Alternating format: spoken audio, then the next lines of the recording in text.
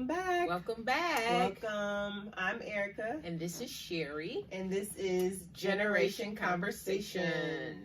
Hope everybody is having a great day, great week. Yes. It was a short week for some. Shout out to MLK. His birthday was actually last week, but we observed it on Monday.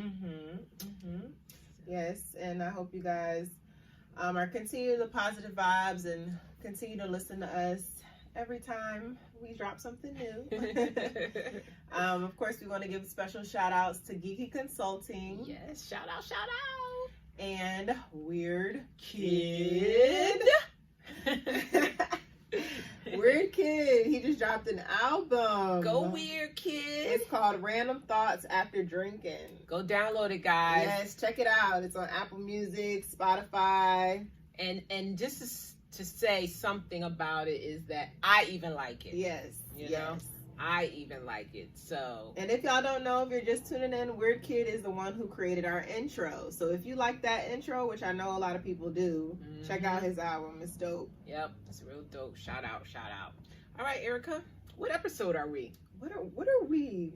This is episode 16. 16 is my favorite number, but oh yeah. Okay, so this is gonna be a good one. Yes. And what is it called? What is it called? Called The Self-Employed Era. Okay, sounds good to me. So what we did was we got together, and in our conversations that we have on a day-to-day, one of the things that we recognized and decided to talk about was this whole self-employed era. Everybody wanting to be an entrepreneur, okay? And which is, a little different, maybe a lot different than when I was growing up. Right. It wasn't as common to be self-employed for many reasons, but now it seems like everybody is either self-employed or they're employed and have a side job, side company, right? Something they're running on the side, right. So we kind of wanted to touch on it because it was some interesting things about it that I thought would be, something good to discuss. And then talking about our opinions on it, I think they'll be a little different than what a lot of people expect or they feel about it, but it's definitely become the norm, right? And idolized for people, and we just wanted to give our input on it, old school and new school perspective. Yep. So let's jump right into it, Erika. What do you think about the idea of being self-employed?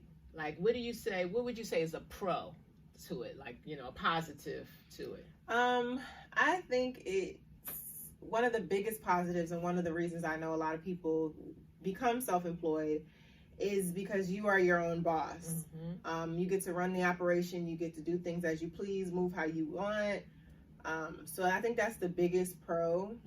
It can also be a pro and a con, but I think that's the pro that's highlighted and discussed more so for the reason why people get into it. Yeah, I agree with that. And I think another pro is honestly the amount of money or income that you make is based on what you put into it, which is different than, a job working for somebody else, because kinda is like no matter how much you put into it, you're still gonna come home with that same salary. Whereas with a self-employed company, you basically determine how much you want to make. Right. So, what about some cons? If you know of any cons. Cons, I feel like, well, for certain, and it depends on the specialty or the area, arena that you're in for your business. The money can be slow sometimes, like starting up. The startup is tough. The startup could be very tough. And that is where the hard work really is required, I feel. So that is like a big con. If you have, if that is your only job too, like it is a risk. Being self-employed is a big, major risk. Who knows if it's going to pan out how you think it is, or how you see it or envision it.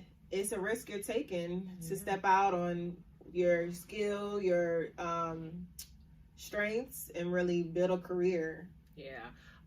Another con that I No, and I'm going to tell you guys the reason I know this. Hold on. I want to introduce it. Oh, goodness. So we have an expert, a professional entrepreneur, okay, Sherry Lewis. Thank you. Previous entrepreneur. I am no longer self-employed, but she is an expert, and she has that perfect advice because she's been through it. Yeah. Tell us a little bit about that. All right. So I had a mortgage finance company for 10 years. In which, people... What was it called? It was called Sheer Mortgage. Your Inc. home is where our heart is. Oh, you remember? Yes, I grew up on that. Yes. I had the kids in the office working for me. That was my first job. I Child still put labor. it on my resume. She sure does. And that was about 10 years ago, actually. More than 10 years ago. You're right. But, it was a great opportunity. I loved everything about it. I loved everything it taught me, but I have realized, and I know that being self-employed, everything is on you. Mm-hmm. When it doesn't work out, it's on you. Mm-hmm. When there's problems, I had to report to, and understand this, guys, you're never totally in charge. Somebody is always looking over, whether it's some kind of regulation company or something. For me, it was the Department of Banking and Finance, because I did financing. So the Department of Banking and Finance is who I had to report to, who I had, who made regulations for me to follow. So don't ever get it twisted. You're never totally just, running everything and making all the decisions. You have no one to say to. You always have to report to somebody. So banking and finance would give us these, and I'm sure you remember this, Erika, would give us, they would come in the office and and they would pull random files and they would audit them. Granted, I never failed the audit, but my whole family stayed up nights, long nights. I had so many paper cuts and just, trying to get the files together and get them right, but they did it, and they did it with me. Now, one of the other advantages I forgot to mention, one of the pros was at Sheer Mortgage, because I was self-employed, I took the summers off. And, I had a staff of people working for me, so I was still getting paid because they were still generating business and closing loans. And I took the summers off, and me and the kids would get in the car, and we would usually drive to Philly, but we would stop in most of, a lot of the states and visit people that we knew in Virginia or whatever. Right. So having that time to spend with the kids was actually really, really good. Yeah. It was. I didn't know that you took the summers off. Like I didn't. You didn't even realize it. Yeah. It was just, I don't know. It was just a norm. That we grew used to. Right. So that was a pro. But another con is that the financial part of it. I mean, it's great once you get it going, but you got to be ready to make big sacrifices. Right. And if you really want a successful company, you're going to work really hard. And honestly, I worked much harder. People say, "Oh, be self-employed. You don't have to work so hard." Totally opposite. I know. I don't see how people have that idea. No way. I worked 10 times harder than I'm working now. The only thing is you have to work you can work at your own pace. To a certain point. Yeah. Well, depending on what goals you have set. Yeah, but like if you have deadlines, and you're going to have deadlines, right? So, that's, you got to meet those deadlines, but you put in a lot of work. It is a lot of work, and you work hard, and it's really no downtime. Right. It's really no, like I'm off work now. So pretty much, I'm not working, of course, unless my escalation phone rings, but for the most part I'm not working. But if I was still self-employed, I'd be finding something else, some way to generate more money, some way to, I was talking to people about loans constantly. I remember we watched a video the other day, an old video when we were in Florida and you guys were kids. And you were working. And I was working on vacation all the time. Was. So, you do. So that's just some of the cons to it. Okay. Well, I didn't prepare you for this, but I do want to come with some questions for a previous business owner. Not fair. So, how did you come up with the idea for Sheer Mortgage? Okay, good question. So, I was already in the mortgage industry. Okay, so I was in the mortgage industry, which is another thing, guys, is that I believe that whatever you decide to start your business doing, it is, if possible, it is highly recommended that you work in that line of work first. Yeah. Okay. So I worked for a guy, I worked in a lot of capacities of the mortgage industry. I started out as a receptionist. I moved to a processor. I did some underwriting. I became a loan officer. I became an account exec for a bank. And then I ended up working as a loan officer again for a company. Right. And just learned as much as I could from him. Just as much as I could. Shout out to Rod Smith, Fidelity Home Mortgage. But I learned as much as I could from him, and he was really generous enough to just advise me. He knew I was eventually going out on my own. He asked me one day, and I was like, yeah, I'm trying to. And he taught me as much as he could. And then I was able to open my business while still working for him, open my business and start the process, so that when I transitioned all the way over to my business, it was up and going. So I didn't really have any downtime. I was going to say, so how long did the startup take? Right. So it wasn't that long. I had gotten licensed in like the summer, and then by the end of that year, I was pretty much up and running. Right. So right. It didn't take long, but I think it only took that short amount of time because of how it was done. Right. But I love the mortgage industry. I was going to ask that too. Yeah. What was your favorite part of not even just the mortgage industry, but starting up your business? Like, what did you take away most from that experience? Helping people. That was I always tell people, I said, it's a high I got out of it without doing any kind of drug.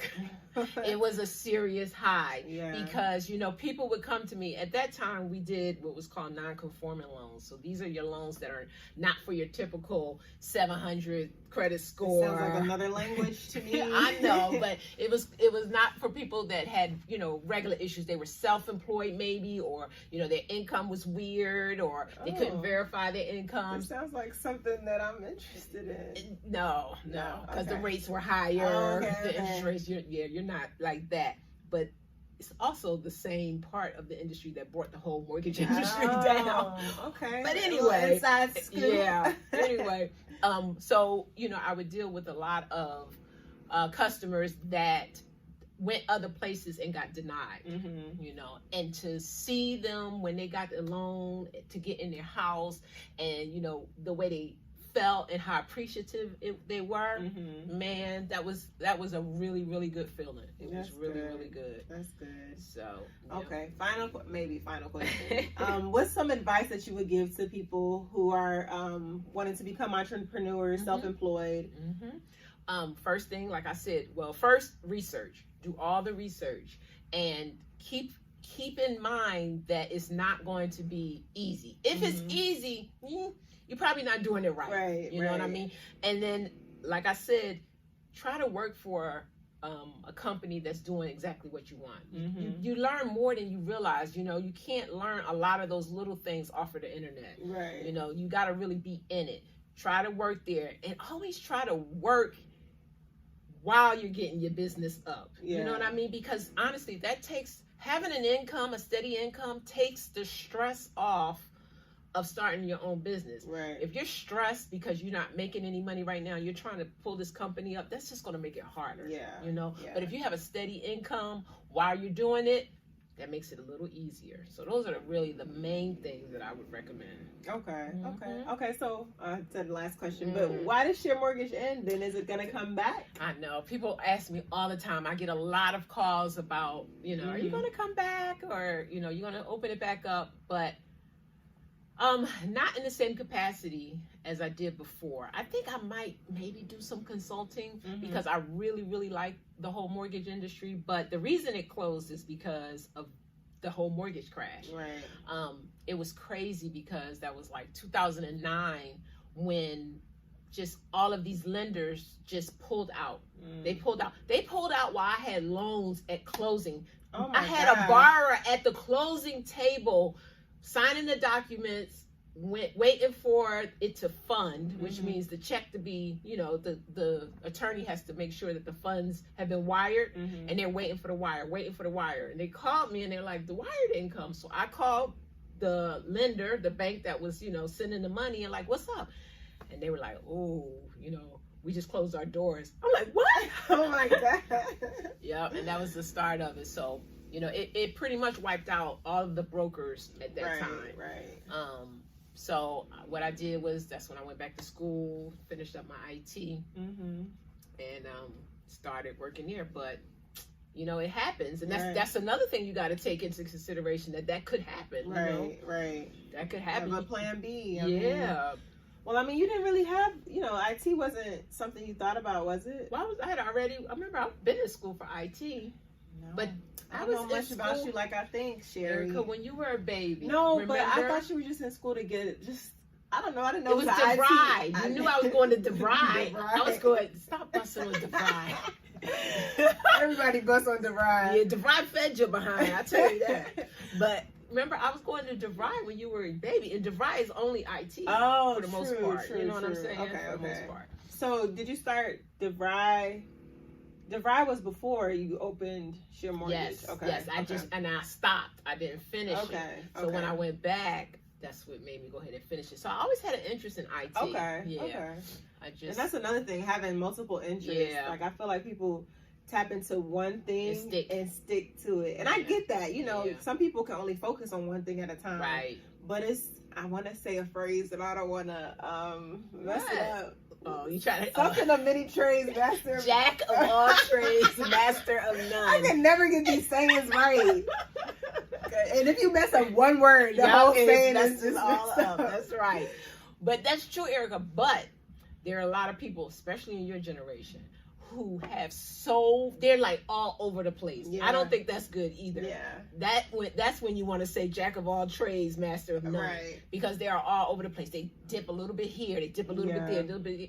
You know, you're gonna have to narrow. Well, I think you should narrow it down to a few things, and focus on that.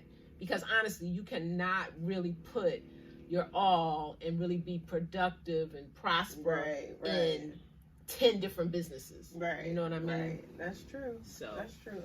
And that's funny, like, I mean, so I'm still young, but you're old school, I'm new school, and old school wasn't really self-employed, but you had a business. Right. New school is more self-employed. I don't have a business. I am my business, I feel. Like, as you guys know, I'm a nurse. And with nursing, the opportunities are completely endless. It's so crazy. You know, essentially, you could be a nursepreneur. I got a shirt that says nursepreneur. Like, you really are your business. You can go and work as needed at different facilities, be a travel nurse, work part-time, and at your time and leisure that you want to. You could take months off and then come back on and work somewhere, pick up a contract or something. See, that's good. And I mean, prior to you becoming a nurse, I had no idea that it was even a thing or like that. And I know nurses. I guess it was just that we never discussed it. Right. But you're right, which is a great thing. And then it also gives me the opportunity to tap into other skills, learn other things that I enjoy to do, and become proficient in that. Right. This one lady on Instagram, she said her Instagram is called Whole Life Nurse. She said, I don't care about money. I care about the freedom, opportunity, and options that come from having money. Nurses have the ability to not only make an impact on others with care, but they have endless opportunities to make a lot of money in ways that this profession doesn't discuss. Whoa. Yeah. And I feel like that might be the case with a lot of different professions. Probably. You know? Probably. Especially like when you get into a lot of professions, nursing is something that's kind of unique, you know, the way that is, but it's a lot of professions that you could do consulting for them. Like, you know, if I decide to go ahead and pursue consulting for mortgages, that would open up a whole realm of income and opportunity that, you know, people probably don't even think about. You know what I mean? And basically I would just be giving people advice on, you know, what's considered a good loan for them. I think that's a good idea though. It is. It's just you know, my goal, I'm telling you guys, because people still trying to tell me, and I'm old, oh, you should be self-employed, you should be self-employed. Well, honey, let me tell you, I was self-employed, okay? So they come to me thinking that I've never been self-employed. Right. I've been self-employed longer than some of them been alive, pretty much. So, but the thing is that my goal at my age is to work less and make more. Okay. That hustle, that, you know, that's great for you guys. I did it. You know what I mean?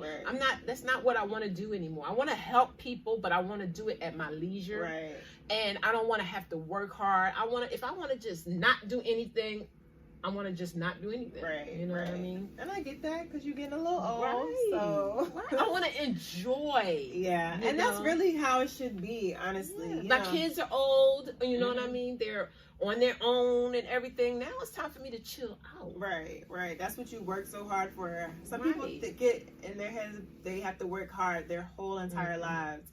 I mean, granted, you know, that's my opinion, but you gonna kill yourself. Yeah. Like, and when did you enjoy it? Yeah, I'm just gonna say you're never getting to enjoy the fruits of your labor. Yes. Another saying that I wasn't gonna get. They need to make a book of sayings like, Lord Jesus. That might be good. For real. But so what are some reasons you think that you guys weren't as self-employed in your generation? Definitely the opportunity. There was not the opportunity to be self-employed like it is now. And granted, partially, and I'm gonna be straight up with you, part of that is because me being young, Black, and a woman. You know what I mean? The opportunity just wasn't there for me, or pretty much most of the people that I knew. Right. You know. The money, with the opportunity, that's the money to start it up. And then I think too, when I was growing up, you were taught to get a job, stay there, retire from there, get a pension, great benefits, and live life the rest of your life. And that was fine. That wasn't terrible. It was fine because a lot of those people, like my father, my uncle, and aunt, and all them, they're doing great. Yeah. They're doing exactly what they want to do, and they worked hard. And now they're enjoying the fruits of their labor. And it's funny that you say that because in the hospital setting, the turnover rate can be high. And I think, this whole pandemic has blew things out of the water. Like, it's changed so much. I was actually talking to a woman, the facility I work at, a lot of people have worked there for years, 20 plus years. And I was talking to an older woman and she said, I wish I would have gotten another job and not stayed here as long, but it's just, I felt like you guys had such a loyalty, commitment to the company you were with. Like, and that's another thing. So she said that one day, and then another day, a girl was talking about leaving and going out to explore other options. And then her manager was like, well, where's the loyalty? And my thing is, I can't really grasp that understanding of loyalty in a company. Because if I die or if I can't come to work, then I'm going to be replaced like this. Yeah. I mean, granted, they have to replace me, but essentially, like, what is loyalty in a company? Well, honestly, back then, I think that employers were more loyal to their employees than they are now. Yeah. So that's why you guys are not as quick to be as loyal to them. Well, what makes you think that they were more loyal? So if you had a job back then with a company and you were there for some years or whatever, and you just went to them and said, I'm really struggling, whatever, I just need time off. They would be like, okay, whatever, especially if you're a good worker. Right. And they would really look out for you. They would make sure you had benefits. And this is not always, but, it's companies that made sure you had benefits. They made sure you ate. If you got sick, the companies would send food to your house. Yeah. They would, make sure your family was fine. That's another thing. They would make sure if you needed somebody to get employed, you know what I mean? They would hire them just because you recommended them. And some companies still do that, but it's still a difference. Yeah, I definitely agree. And I'd go to work and talk about that all the time. It just doesn't feel like we're appreciated as workers. And then for me, it makes me very upset, not only appreciated as workers, but appreciated as frontline workers in this crazy pandemic.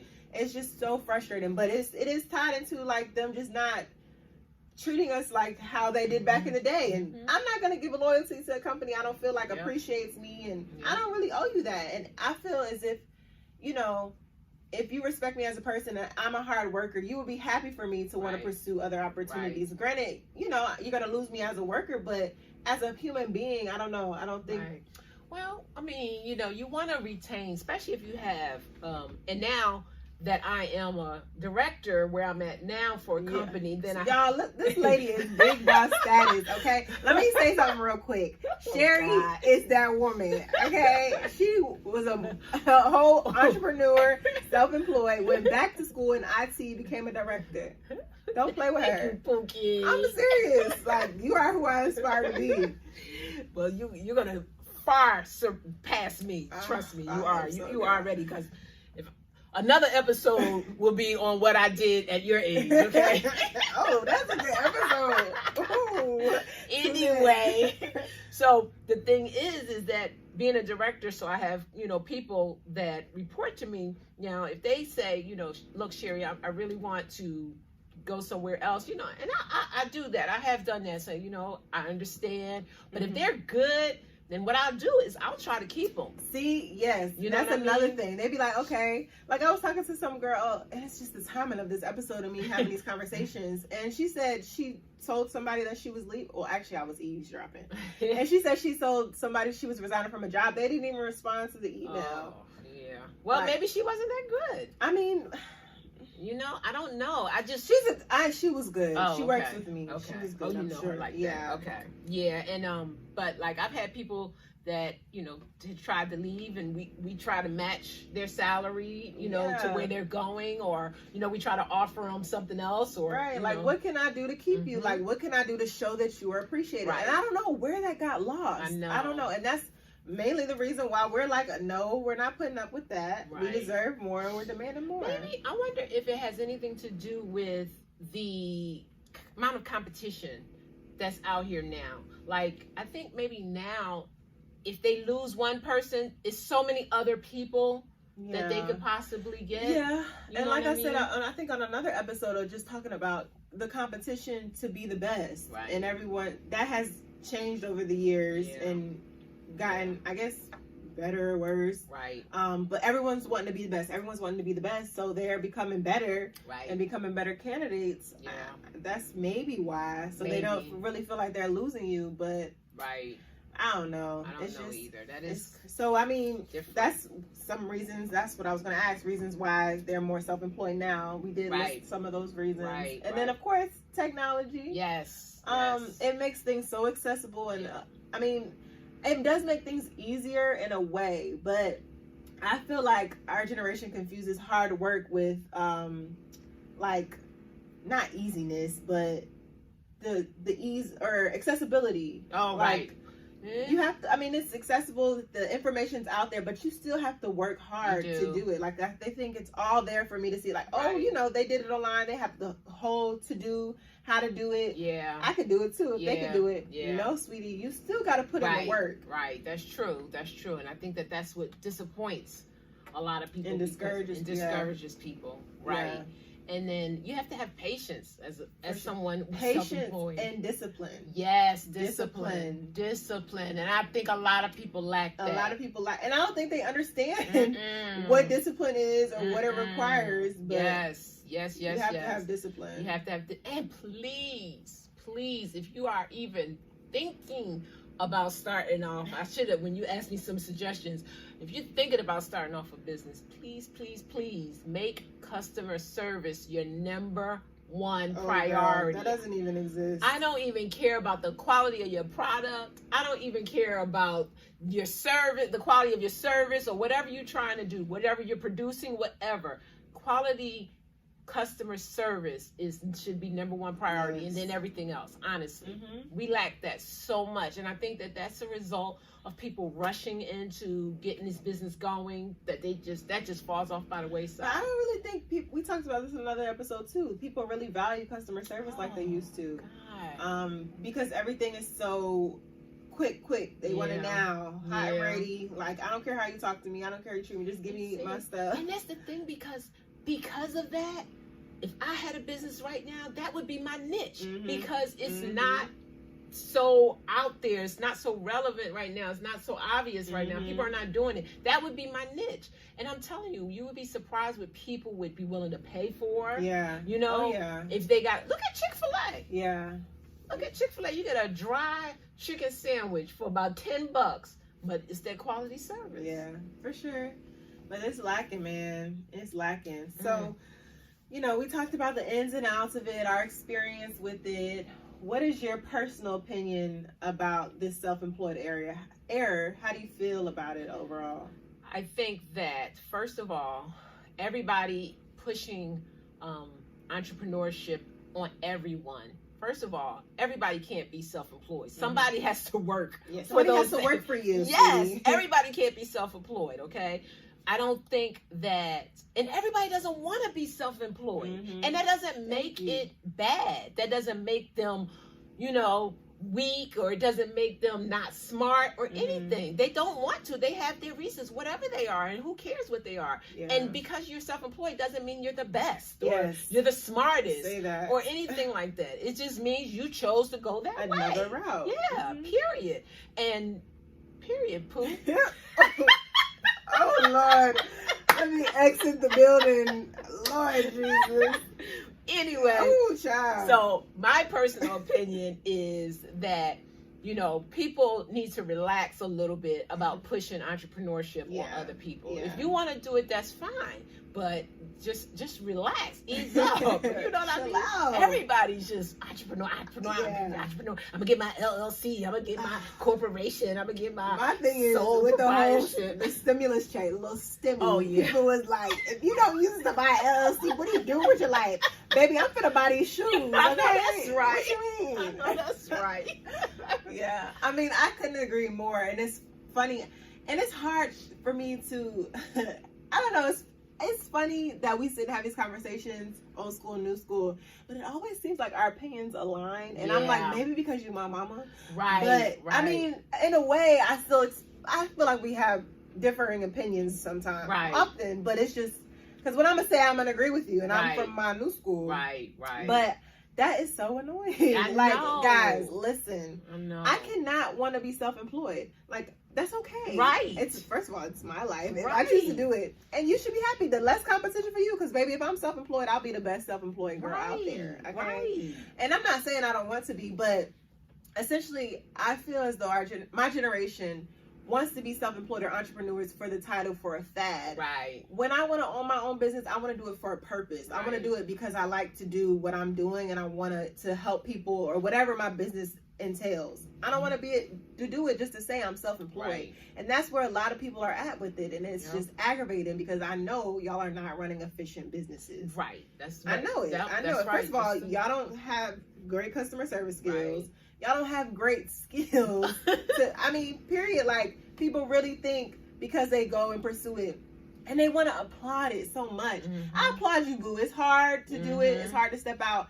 But I'll applaud you when you make it, or you reap the benefits, or something good comes out of it. I mean, granted, I'm not going to say I want you to fail, but for you to just say it and not really do it or put anything behind it, what am I applauding? Right. Now, and then at the same time, there are people out there that are really doing it. You know what I mean? That are really I know a lot of people who are really doing that's it. launching these great companies and launching this entrepreneurship and doing a great job at it. And kudos to you. Keep it up. Yes, you know what I mean? Keep it up. But you too, don't, just because you did it doesn't mean it's for everybody. Yeah. And you don't want it to be for everybody. If everything was easy, everybody would do it. Or if it was easy, everybody would do it. Yes. I almost missed that one. But no, seriously. And then my thing too, it gets on my nerves. People be like, I want to be an entrepreneur because I don't want to have to listen to anyone, or I don't like listening to nobody. You think I like doing that? I want to do my own thing too. But baby, at the beginning, you're going to have to start somewhere. Yep. And then listening to these people, like my mom said earlier, like learning skills, picking up on things, Yep. And you're going to have to listen to somebody, whether it is your customer base or the people that manufacture your product. You're going to have to listen to somebody about something. Yeah. You know what I mean? We're always trying to find the easy way out. Yeah. We are. I mean, it's not the easy way. I'm not doing it now because I know it'd be super hard. Right.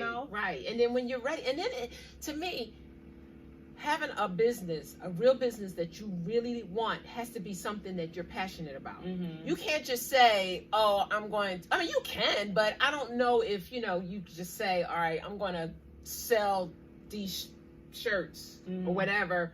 And shirts not a good example because pretty much anybody, you don't really have to have a passion for that. But okay, for the financing, what I did, you may not even like financing, but you fell on it and you said, okay, I need to, I could do this, I'm going to do it. But if that's not really your passion, that's probably not the route you need to go. You know what I mean?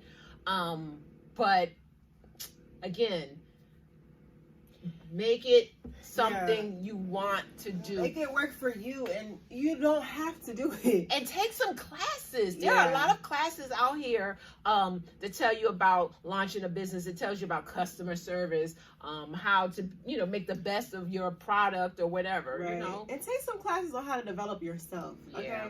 If you want to be an entrepreneur, entrepreneurship is you. Mm-hmm. So you got to be good in yourself. Like you got all this going on within yourself. How you going to launch a successful business and you not all the way together? Right. I mean, it just, it don't make sense to me. Make it make sense. I know. That's true. I mean, it's just, and like I said, I feel for the people who are genuinely invested in it, passionate about it, but the people who aren't are taken away from the hard work of those people. Right. So it's so frustrating, and I don't know. Like, I don't even want to say I want to be an entrepreneur, because it's like, okay, I want to own my own business and something that I enjoy one day. Mm-hmm. But right now, I'm getting this money, holding on skills, learning all I can learn. I'm developing myself as an individual so I could be all the way rounded when I do get into what I want to do, And then, see, so you got a lot of late bloomers, people that are older than you that maybe not even feel like they have that time to do that. So they're jumping out there and they're like, oh, let me grab this money. Let me make this money by doing, whatever. And that's fine too. But honestly, unless you don't expect to have a long-term business, if you just want that quick, short gratification, that little short money, hey, then that's what it'll be. But if you're talking, really making something that you could pass down generationally to, your children, because that's what, is really that's entrepreneurship right there. Right. You know what I'm saying? Sure, that's really entrepreneurship. And you hit it perfectly. That instant gratification. That's what I feel like a lot of people want that for. Instantly gratifying either themselves as people to say that they're entrepreneurs, or money-wise, their finances. Just that instant gratification, and nothing lasts that way. And I mean, I don't think they really care. I don't think, it's just a fad, and it's just it does feel like a fad, and again, like, we're not knocking the people that are doing these things. We're not knocking you. We're just saying, want y'all to do them. Recognize what you're doing, recognize what you are really going to get out of it, and recognize that everybody doesn't want to do that. You know what I mean? Stop coming for me. I ain't sent for you. Right. They really be coming heavy with it. They really do. I'm cool working my little 12-hour shift. And they be trying to make you feel bad. So bad. They be like, oh yeah, why you sitting up working for the man? For the man. I'm out here on the beach. Okay. I'm about to be on the beach. I just left that beach you on. It ain't all that. Right. I'm like, oh my God. I just took vacation days to get there, that's all. But I guess that's with anything, people gonna always have something to say or negate what you got going on. Yeah, but that's just our opinion. That's just our school and new school, right? But they kind of align. Yeah, they do. I do have some people in new school who agree with me. Do you? Mm-hmm. Oh, okay. Yeah. Like Justice. Shout out to Justice, Ebony. So, well, I should have known it was them, because they, I have conversations with them all the time. So that's that's just our opinions, guys. It's just our opinions. Yeah, but this was good. Yeah, I enjoy talking about stuff like this in the present time, as far as what's going on right now. Yep, and how it's differed over the years. And if you guys need some mortgage financing advice, shout out. Hit up the Sheer Mortgage Consulting, coming soon on the way. Be prepared. Yes. Oh, goodness. Good job. And then, yes. Y'all just have great weeks. Keep up the positive vibes. And just, in general, just make sure that you are doing things because you want to do them, and you're not being influenced by the outside world, social media. And it's okay, the goals you have set for yourself, as long as they're what you want to do. Yeah, and it's okay to work in a corporation or for somebody, and you just be the best you're going to be doing that, and that's fine. And it's okay to work hard. Yes, it's okay to do that. It is. Especially in a young generation, my generation. Right. I feel like that's what we're supposed to be doing. Yeah. Working hard during this time. Absolutely. So you can chill out during my time. Yeah. Period. Pooh. But yes, thank you guys. Thank and you. Also, we want to just let y'all remind you guys to check out Weird Kids' new album. We're going to give you guys a taste of it. And y'all have a great week. Yes. All right. We're out. Peace.